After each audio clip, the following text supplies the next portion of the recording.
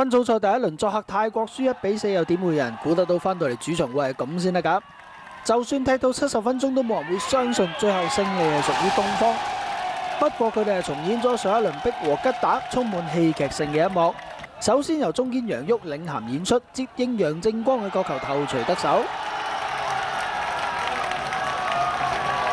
之後劇情嘅發展呢，就要靠對手配合啦。蘇下兩黃一紅被逐，東方就趁春武利後防空虛乘勢反擊，亞古沙嘅頭槌就為球隊奠定勝局。本來賽前只係以1分為目標嘅東方，最後爆冷袋晒3分落袋。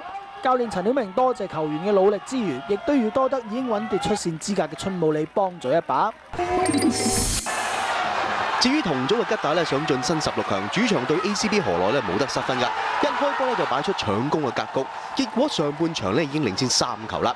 咁雖然同分咧出線計對賽成績唔計得失球啊，但係齋全取3分嘅吉打都唔夠喉噃，一於攻到尾，希望打起球員嘅士氣，因為佢哋最後一仗咧要作客穩奪出線權嘅春武利。咁結果咧憑艾密特大演帽子戲法之下咧，大炒對手7比0㗎。